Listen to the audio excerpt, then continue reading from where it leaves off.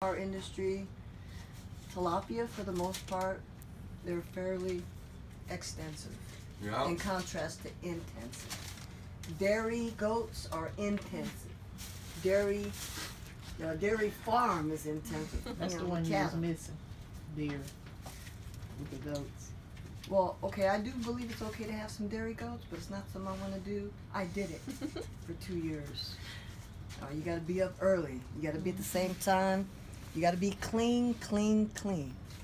The udders have to be clean. The mammary glands have to be clean. I mean, it's a lot of work to keep a dairy.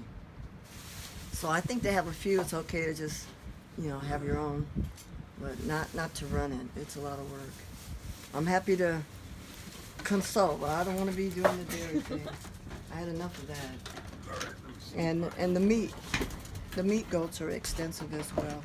As long as we have a fortified fence line, and we're good to go. There's no breaches. They will find the breach in the fence. Guaranteed. We'll have a goat rodeo, goatio. They find the breach. They're kicking their heels up and having a party on our behalf. Yeah. I can't believe I forgot one. Bees, chickens, goats. Oh, and fish. Yeah. Bees, chickens, goats. Yeah, that's the 4. Yeah, because you can have your own fresh eggs. That's great protein, the best protein known to humankind. The egg, fish, you got your omegas, you're set. Bees, they have multiple products that can be used for internally, externally. You can do sort of a aquapothecary type thing with the bees. There's so many bee products that can be made. Soap and, the lady who does bee stuff at the farmer's market, she's got deodorant, balm, just anything you would need internally, externally. It's a great sugar. Our bodies do well, our body temples do well with it. Honey was found recently in one of the tombs of Egypt, and it was still good. Pardon, Fox likes to kiss on people. He's a lover. Ain't that right? And so, yeah, bees, chickens, goats, and fish. And of course, with the microgreens are some of the most nutritious plants, and that's what we sell at the farmers market. And I don't know if you got a chance to see it in Hoop 3, I think, 3 or 4. 3. Mm-hmm.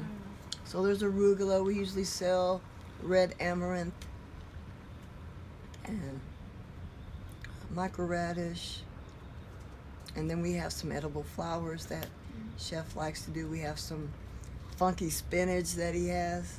Oh, yeah. Malabar spinach or something. Watercress. I'm down with watercress. I just redid the labels last night. Watercress is one, maybe nice nutrition lady. Let's bust it on watercress. It's basically underrepresented as far as nutrition. It has more protein on par, gram for gram, with chicken breasts. It has more vitamin C than an orange. I just did the label. It has folate, it has manganese, potassium. It's like a superfood. Yeah. It's underrepresented as far as superfoods.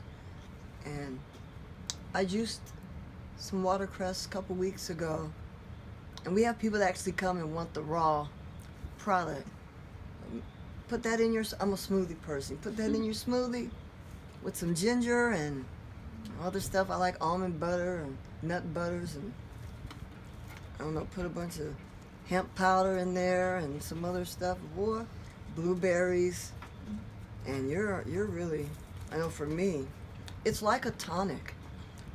I feel, I don't have the facts to back this up, nutrition lady, Gabrielle, but I feel it's like a tonic because I actually feel it's almost like tingly on the inside, so I feel like it's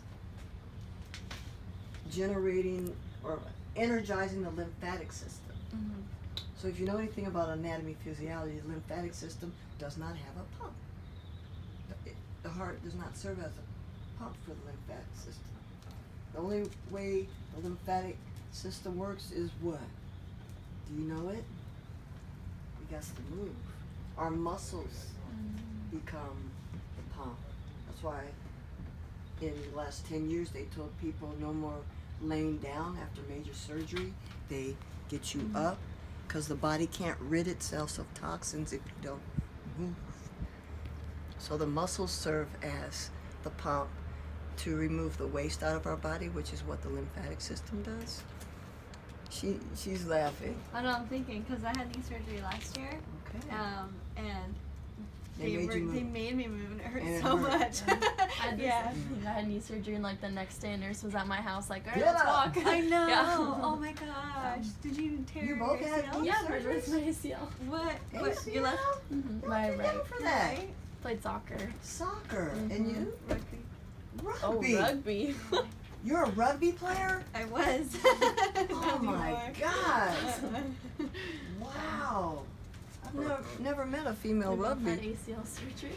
They both year. had Both ACL. Mine was 2 years ago, so mine was a little bit ago. Okay. Wow. And you were playing soccer and she was playing rugby? Mhm. Wow. That's all right. amazing. Yeah, so you got to move. Yeah. I was just preaching them about watercress. I just sent you the updated Inflammation, all that labels. Stuff, yeah. Ooh. I mean, Good stuff. watercress to me every day. You know what happens for me? I'll just say for Denise. It basically is flushing my system on a daily basis. Well, my mother was raised by my great-grandmother who was Cherokee Indian, and she would make them purge in the spring and the fall. They would have to take 2 tablespoons of castor oil to purge to cleanse their system. They would be sick for 2 weeks the entire time. They would be sick, vomiting, diarrhea. They would be sick from the castor oil. Watercress does this on a daily basis. You put it in, it cleanses your system. It's like a tonic. I feel it. I feel the tingling on the inside. It's like, whoa! With the ginger. And if you're cleansing on a regular basis, then you don't need to purge. Amen? So, Amen. I don't want to purge, man. I know. so I'm like, you won't have to purge. And I feel that's just vital for those of us in the 21st century. We have really accelerated lives. We have a lot of external tensions and pressures that provide a lot of daily stress, micro traumas to the body. And so the body temp, I like to say. And so I started looking. I don't know how I got prompted by looking up watercress. I looked Maybe that me. up. I Was it me? said, God dang it, we got to be doing this, Chef. Yep. But people don't know. And if there's a way our nutrition lady could help us with, I don't know. There you go. Watercress. That'd be Water, great. yeah, that's what I was just talking about. Watercress. It's underrepresented. I don't know, what's the big one right now? Kale. It kicks kale's behind. Oh, Okay? yeah, big time, yeah. Spinach, it has more Yeah, 10 times more. Oops. than spinach. I mean, And then also duckweed. Same thing with duckweed's really. yeah. We were trying to get a nutritional analysis of duckweed done. But I Yeah. don't know where you do that if they got. Yeah, so we're as soon as we become designated as a research facility, we'll get some grant money so we can get some of that basic stuff done. But I think watercress is off the chain, underrepresented. And the other word that I like is heirloom. Heirloom seeds, and we'll be seeing more of that on our labeling in our Whole Foods and Trader Joe's places.